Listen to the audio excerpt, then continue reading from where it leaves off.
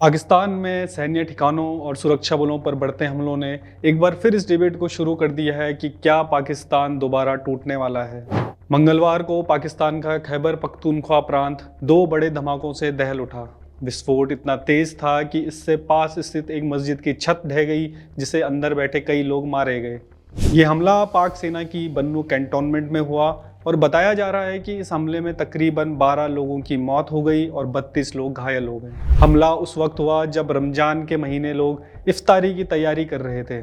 हमले में मरने वालों में महिलाओं समेत 5 बच्चे भी शामिल थे, जिनकी उम्र महज 1.5 से 9 साल के बीच थी। हथियारों से लैस आतंकवादियों ने बन्नू छावनी में घुसने की कोशिश की और सुरक्षा बलों का ध्यान भटकाने के लिए विस्फोटकों से लदे 2 वाहन छावनी की दीवार से टकरा दिए। धमाकों के बाद इलाका भारी गोलीबारी से गूंज उठा, जिसके बाद पाक सुरक्षा बलों और आतंकियों के बीच मुठभेड़ भी हुई। हमले में सबसे ज़्यादा नुकसान बन्नू छावनी के नज़दीक स्थित कोटा बरार गांव को हुआ। गांव के लोग इफ्तारी के समय नमाज के लिए बैठे थे। उन्होंने कहा कि वे अपने घर में मौजूद थे और धमाका ऐसा था जैसे उनके घर में ही हुआ हो, भले ही धमाके का स्थान काफ़ी दूर था। इस हमले की जिम्मेदारी आतंकवादी संगठन जैश-ए-खुरासान मोहम्मद ने ली है। यह संगठन प्रतिबंधित आतंकवादी समूह हाफिज गुल बहादुर से जुड़ा हुआ है। हाफिज गुल बहादुर वही गुट है जो एक समय पाकिस्तानी सेना के साथ गठबंधन में था। हालांकि उसके बाद उसने आतंकी संगठन तहरीक-ए-तालिबान पाकिस्तान या टीटीपी से हाथ मिला लिया था। बन्नू हमले के ठीक एक दिन पहले सोमवार को पाकिस्तान के बलूचिस्तान प्रांत में भी एक बड़ा हमला हुआ। एक महिला सुसाइड बॉम्बर ने पाकिस्तानी पैरामिलिट्री की फ्रंटियर कोर के काफिले को निशाना बनाया, जिसमें एक सैनिक की मौत हो गई थी और 4 अन्य घायल हो गए थे। ये हमले भले ही पाकिस्तान के अलग अलग प्रांतों में हुए हों, लेकिन उन्होंने पूरे पाकिस्तान को हिला कर रख दिया है। ऐसा इसलिए क्योंकि आज पूरा पाकिस्तान एक गहरे सिक्योरिटी क्राइसिस से गुजर रहा है। अभी कुछ दिन पहले ही पाकिस्तान के एक बड़े नेता फजल-उर रहमान ने पाकिस्तानी संसद में चेतावनी दी थी कि बलूचिस्तान की स्थिति इस कदर बिगड़ गई है कि वो किसी भी वक्त पाकिस्तान से अलग हो सकता है। दिल पे हाथ रखकर मुझे कहना पड़ता है, इंतहाई दर्द दिल के साथ कहना पड़ता है कि इस वक्त बलूचिस्तान के 5 से 7 अजला इस पोजीशन में हैं कि अगर वो आज़ादी का ऐलान कर दें तो अगले दिन अक़वाम मुत्तहिदा में उनकी दरख्वास्त को कबूल कर लिया जाएगा और पाकिस्तान को तक़सीम तस्वुर किया जाएगा। रहमान के इस बयान को हल्के में नहीं लिया जा सकता, क्योंकि वे पाकिस्तान के बड़े नेता हैं जिनके पाक एस्टेब्लिशमेंट से भी गहरे में रिश्ते रहे हैं। साथ ही रहमान का ये बयान सिर्फ राजनीतिक नहीं था, बल्कि ये आज के बलूचिस्तान की हालिया स्थिति को भी दर्शाता है। वैसे तो पाकिस्तान के खिलाफ बलूचों ने पिछले 70 सालों से जंग छेड़ रखी है, लेकिन पिछले कुछ वर्षों में इसमें तेजी देखने को मिली। चीन और पाकिस्तान का मिलकर बलूचिस्तान से खनिजों का लूटना बलूचों को पसंद नहीं आ रहा। इसके लिए अब सभी बलूच रेजिस्टेंट ग्रुप्स एक साथ आ खड़े हुए हैं और उन्होंने घोषणा की है कि ये मिलकर पाकिस्तान के खिलाफ बलूच आज़ादी की लड़ाई लड़ेंगे।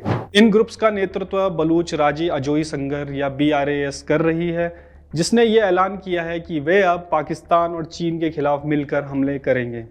बलूचों की इस सेना का नाम बलूच नेशनल आर्मी होगा, जिसमें Baloch liberation army, Balochistan liberation front, Baloch republican guards, Sindhi liberation organisation और सिंधु देश रिवोल्यूशनरी आर्मी जैसे अलग अलग सशस्त्र संगठन शामिल होंगे।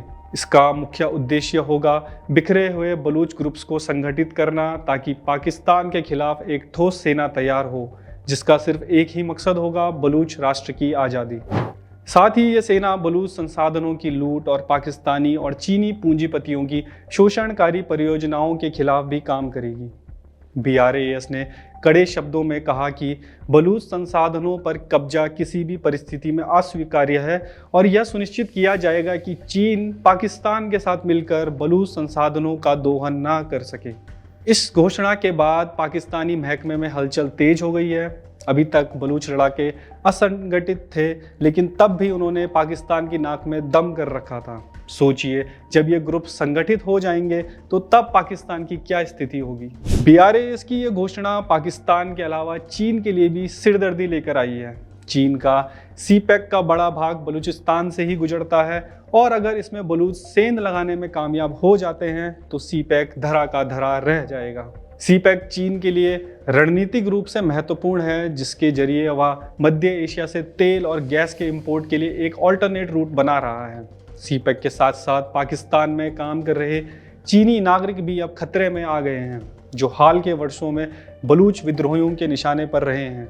कुल मिलाकर देखा जाए तो पाकिस्तान के लिए आगे आने वाला समय ठीक नहीं लगता, क्योंकि विद्रोही गुटों के अलावा आम बलूच भी पाकिस्तान से छुटकारा पाने के लिए प्रदर्शन कर रहे हैं। वजह है दशकों से पाकिस्तानी सेना द्वारा बलूचों का उत्पीड़न और एक सुनियोजित तरीके से उनका नरसंहार करना।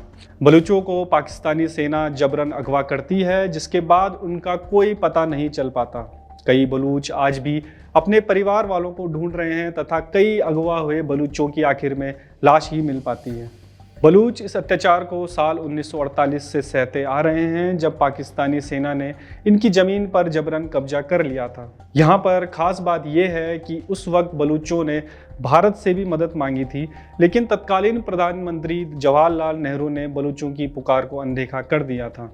शायद नेहरू उस समय बलूचों की आवाज़ सुन लेते तो आज बलूचों को पाकिस्तान के अत्याचारों के तहत ना जीना पड़ता। खैर, नेहरूवियन ब्लंडर्स की बात हम किसी और दिन करेंगे, लेकिन आज जो हालात पाकिस्तान में पैदा हो रहे हैं उससे तो स्पष्ट होता नज़र आ रहा है कि बलूचिस्तान एक अलग देश बनने की कगार पर खड़ा है, और इसका कारण कोई और नहीं बल्कि खुद पाकिस्तान और उसकी दमनकारी नीतियाँ ही हैं।